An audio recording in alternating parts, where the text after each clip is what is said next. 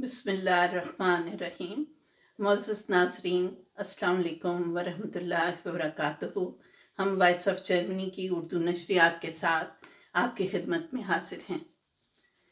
आज हम दो मौज़ूआत पर गुफ्तगू करेंगे। अव्वल, तहरीक इंसाफ की हुकूमत पर होने वाली तनकीद की वजूहात, और दूसरी, कोरोना वायरस में पाकिस्तान के बिगड़ते और जर्मनी के सुधरते हालात। आइए अब हम इन मौज़ूआत पर इरफान खान साहब की राय लेते हैं। जी, आजकल अखबारात और टीवी में तहरीक इंसाफ की पॉलिसियों के खिलाफ बहुत कुछ लिखा और बोला जा रहा है। क्या ये किसी की तरफ से चलाई जाने वाली मुहिम का हिस्सा है, या वाकई आप तहरीक इंसाफ वाले नाकामी से दो चार होते नजर आ रहे हैं? देखें, इसके लिए हमें थोड़ा सा माजी में जाना पड़ेगा और जिन हालात में इमरान खान साहब सियासत में दाखिल हुए वहाँ से बात को शुरू करना पड़ेगा।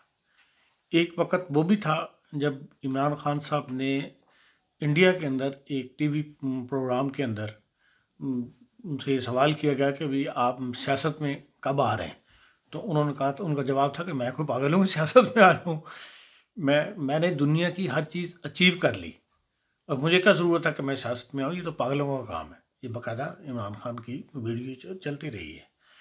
लेकिन बाद में हालात ऐसे पैदा हुए कि पाकिस्तान में जो ताकतें निगाह रखती हैं सियासत के ऊपर, हालात के ऊपर, और वो दोनों पीपल्स पार्टी से भी मायूस हो चुकी थी और नवाज लीग से भी मायूस हो चुकी थी, और उन्होंने एक तीसरा ताकत को परवरिश की या सियासत में लाने की कोशिश की, और वो उनकी निगाह में इमरान खान साहब पे पड़ी और इमरान खान साहब को सियासत में लाया गया।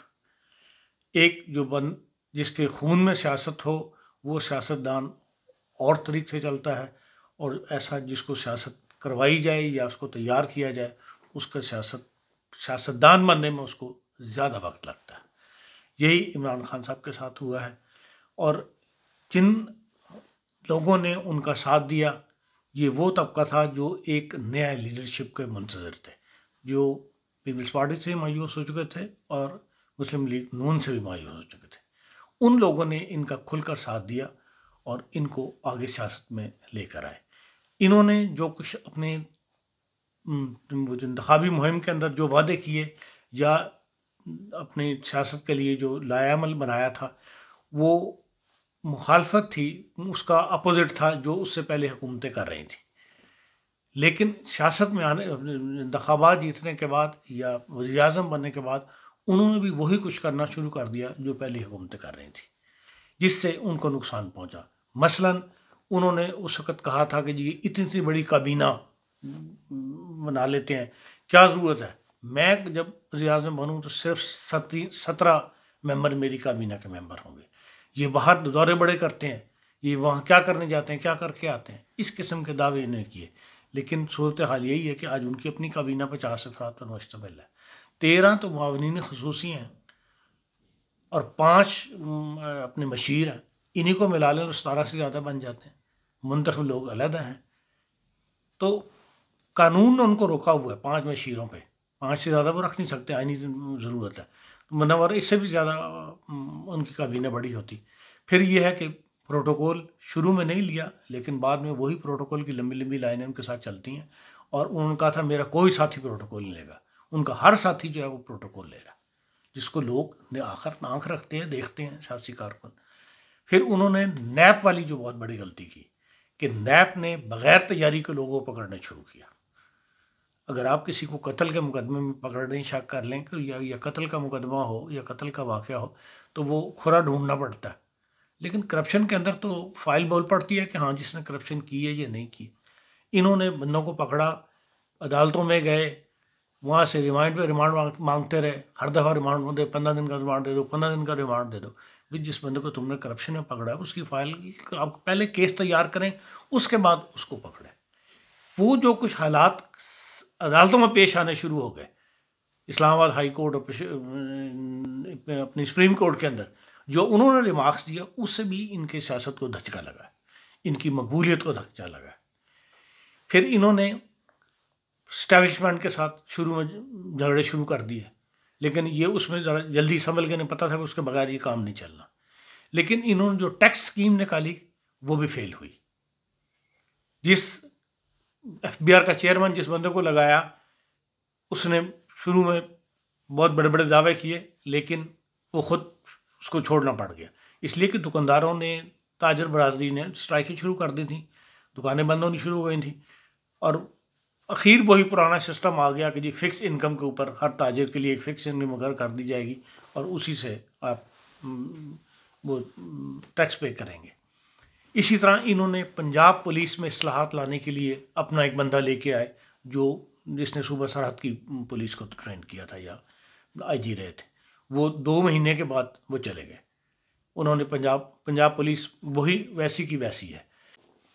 फिर आप देखें कि ज़राए आमदनी पर बहुत ज़्यादा तहरीक इंसाफ ने इंतखाबाती मुहिम का हिस्सा बनाया हुआ था इसको कि जी नाजायज़ ज़राए से कमाते हैं, नाजायज़ ज़राए से कमाते हैं, हुकूमत को टैक्स नहीं देते, ये नहीं करते।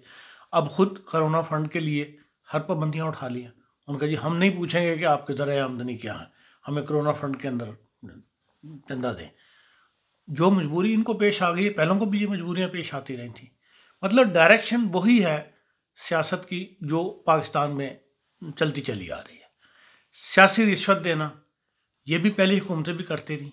इन्होंने भी अभी 2 दिन पहले पंजाब हाई कोर्ट बार जो है इसको 10 करोड़ रुपए दिया, जबकि लोगों के पास वेंटिलेटर नहीं है अस्पतालों में के अंदर, और ये उधर खर्च करने की बजाय 10 करोड़ रुपये बार को दे रहे हैं। और बार वकला वो हैं जिन्होंने अभी 2 महीने पहले एक अस्पताल में घुस के वो बदतमीज़ी की, ऑपरेशन थिएटर के अंदर घुस गए, मरीजों को निकाल दिया बाहर, डॉक्टरों को पीटा, गाली गलोच हुई, सब इतना कुछ अखबारों के अंदर आया है कि मतलब पूरी सोसाइटी ने उसको कंडेम किया था। उस वक्त इनको गिरफ्तार किया, बाद में प्रेशर में आके छोड़ दिया, मुकदमात ख़त्म कर दिए। चलो वो आपकी मजबूरी थी, लेकिन ये पैसे देने की क्या मजबूरी थी? उन्हीं लोगों को आप 10 करोड़ रुपए दे रहे हैं, ये कह के जी पंजाब बार गरीब हो, इनके वकला वो गला जिनकी वकालत नहीं चलती। अल्फाज ये हैं कि जिनकी वकालत नहीं चलती उनकी मदद के लिए, तो फिर उनको दें, बार को दे रहे हैं। ये एक 100% सियासी रिश्वत है जो दी जा रही है। यही काम वो पहले करते थे। यही वो इकदामात हैं जिनकी वजह से पब्लिक जो है वो उनसे बददिल हो रही है। काबीना में बार बार तब्दीली हो रही है, इस्टेब्लिशमेंट को बार बार तब्दीली करते हैं, किसी को ठहर के काम नहीं करने देते। इसलिए फिर सबसे बड़ी बात जो है कि आप ये देखें कि तहरीक इंसाफ के जलसों को ज़रा ज़हन में लेके आए। वहाँ क्या कुछ नहीं होता था। वहाँ पे पब्लिक किस किस्म की पब्लिक आके म्यूज़िक भी बज रहे हैं और वो भी कर रहे हैं। ये वो लोग थे जो ये चाहते थे कि पाकिस्तान की सियासत से इमरान खान मज़हब का कार्ड जो है वो निकाल बाहर फेंक देगा, लेकिन वो खुद भी उसी कार्ड को इस्तेमाल कर रहे हैं, या कार्ड इस्तेमाल करने वालों को कंडेम नहीं कर रहे, उनके प्रेशर में आ रहे हैं। ये बहुत बड़ा नुकसान है पहुंचा है, जिससे उनका कारकुन जो है वो बददिल हुआ है। और मैं नहीं समझता कि वो उनकी अब वो पॉपुलैरिटी कायम है जो पहले थी, या जब इंतखाबात के बाद जो लोगों की तवक्कुआत थी वो पूरी नहीं हुई। और अगर आज इलेक्शन हो तो मैं नहीं समझता कि ये दोबारा इंतखाब जीत के हुकूमत में आ सकेंगे। जी, अब हम आते हैं सेहत की तरफ कि पाकिस्तान में एक रोज़ में 47 अफराद कोरोना से हलाक हुए। ऐसा लगता है कि हालात बेकाबू हो रहे हैं, जबकि जर्मनी और दीगर ममालिक में हालात में बेहतरी आ रही है और पाबंदियां भी उठाई जा रही हैं। पाकिस्तान में हालात ख़राब होने की वजूहात क्या हैं, आप क्या समझते हैं? देखें, इस वायरस का मुकाबला करने के लिए दुनिया तैयार नहीं थी, और जिस तरह इसको शुरू में लिया गया वो दोनों ने मुख्तलिफ अंदाज से लिया। जर्मनी तरक्की याफ्ता मुल्क था, इनके पास ज़राए ज़्यादा थे, इन्होंने एकदम इसका हल यही समझा कि भी इसको हर चीज़ को डेडलॉक कर दिया जाए, स्टॉप कर दिया जाए। एयरवेज, रेलवे, हर चीज़ इन्होंने स्टॉप करके फिर इसका वायरस का मुकाबला किया, और फिर आहिस्ता आहिस्ता चीज़ों को खोलना शुरू किया। लेकिन इसके मुकाबले में पाकिस्तान में 2 हफ्ते से ज़्यादा इसी बहस में लग गए कि क्या बंद किया जाए, क्या ना बंद किया जाए। क्या नाम इसका, हुकूमत की कोशिश ये थी कि भाई, अपनी कोशिश यही थी कि भाई गरीब का क्या बनेगा, डेली मजदूर जो डेली वेजेस पे काम करने वाले उनके लिए मुश्किल हालात पैदा हो जाएंगे। तो हम इसको आहिस्ता आहिस्ता जो है वो क्या नाम इसका बंद किया जाए, और जिससे मुल्क को नुकसान हुआ और वायरस जो है वो फैल गया मुल्क के अंदर। और अभी तक वहाँ पर क्या नाम इसका वायरस जो है वो मतलब पूरी तरह डेडलॉक नहीं हुआ। अभी भी जो 2 दिन पहले की रिपोर्ट थी कि मसाजिद के अंदर जो तरावी के ऊपर झगड़ा जो है अभी तक चल रहा है, और 2145 मसाजिद जो है जो सिर्फ 9 डिवीज़न का उन्होंने जायज़ा रिपोर्ट शाया किया, उसके अंदर उस मुआहदे की खिलाफ वर्जी, खुली खिलाफ वर्जी हो रही है जो हुकूमत, सदर पाकिस्तान और उलमा के दरमियान मामला तय पाए थे, वो उसकी खिलाफ वर्जी कर रहे हैं। अब इसी फिगर को आप ज़रब दे लें, पूरे पाकिस्तान पे फैलाएं, तो लाखों मस्जिदें हैं जिनके अंदर ये अभी तक वायरस फैलने का इम्कान मौजूद है, जिससे पाकिस्तान के लिए ज़्यादा नुकसानदेह सूरत हाल पेश आ सकती है। खुदा ना करे कि आए, लेकिन एक इम्कान मौजूद है और उसके अंदर हुकूमत फेल हुई है। हुकूमत एक तो उसके पास ज़राए कम थे, लेकिन कम अज़ कम उलमा के साथ बैठकर जो उन्होंने तय किया उसके ऊपर सख्ती से अमल तो करवाती। मेरे ज़ाती नुक्ता निगाह से तो रियासत का काम है फैसला करे, किसी से पूछे बगैर। फेस रियासत ने करना है, रियासत देखे। आप देखें वो जहाँ तक वज़ीर आज़म का ताल्लुक़ है और सदर पाकिस्तान का ताल्लुक़ है, उन्होंने अपनी सीधा मुख्तलिफ हफ्तों में बार बार आके ऐलान किया, अपनी आवाम को उससे रोशनास कराया कि ये वायरस जो है बड़ा ख़तरनाक है और हम एक गरीब मुल्क के वासी हैं, हम इससे उस तरह नहीं लड़ सकते जिस तरह यूरोप और अमेरिका या दूसरे ममालिक जो हैं उसको फेस कर सकते हैं। हमारे पास उतने वसाइल नहीं हैं। प्लीज़ आप हमारी इस बात को मद्देनज़र रखें और अपने घरों में रहें। लेकिन आप ये देखें, यूरोपियन ममालिक में तो जिस तरह हुकूमत चाहती है पब्लिक साथ खड़ी हो जाती है, जबकि हमारे यहाँ ये सूरत हाल नहीं है। ये सूरत हाल नहीं है तो ये हुकूमत को तो पता था। अवाम की नब्ज़ पे हाथ होना चाहिए ना हुकूमत का। हर चीज़ वहाँ पे डंडे से मनवानी पड़ती है।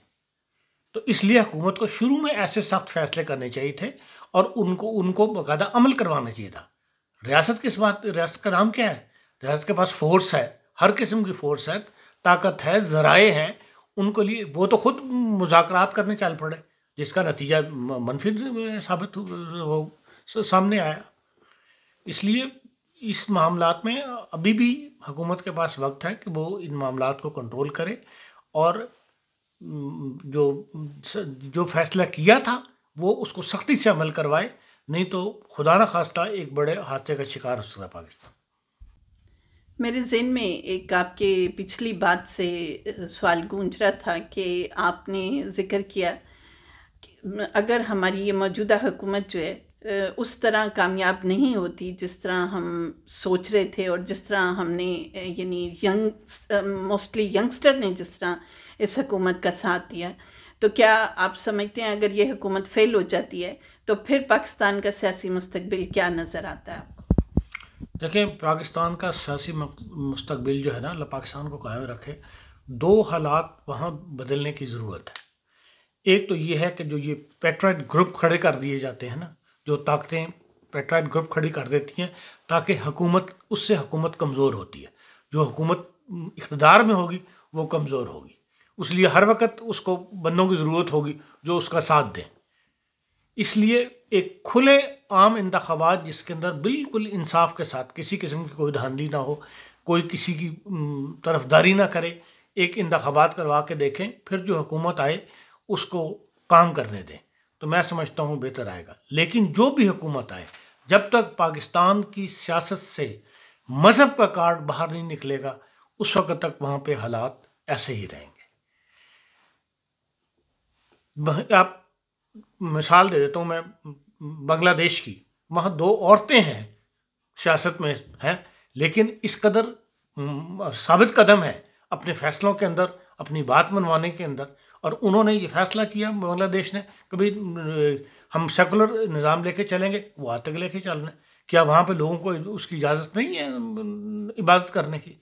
मस्जिदें भी आबाद हैं, लेकिन दर्ज सियासत जो है, रियासत का जो निज़ाम हुकूमत जो है उसके अंदर वो एक सेकुलर बन के चल रहे हैं। यही टर्की का हाल है। टर्की के अंदर आप देख लें, मस्जिदें आबाद हैं, अज़ानें होती हैं, लोग नमाज भी पढ़ते हैं, अपना मजहबी तमाम फ़राइज़ भी अदा करते हैं, लेकिन तर्ज़ हुकूमत जो है उसके अंदर उन्होंने मौलवी का अमल दखल जो है वो बाहर निकाल के रखा हुआ हाँ है। नहीं, ये तो सही बात है इसीलिए पाकिस्तान का वाहिद हल यही है कि वो, मैं तो ये यहाँ तक कहता हूँ कि जो पाकिस्तान का आइन है वहाँ से करारदाद मकासद का जो शामिल कर दिया था उसने ज़ियाउल हक ने, जिससे पाकिस्तान की सियासत की डायरेक्शन ही बदल के रह गई, हर चीज़ के अंदर मज़हब का नुक्ता नज़र हावी हो गया है, उसको अब पाकिस्तान के आइन से निकाल देना चाहिए। मेरी तो ज़ाती राय है।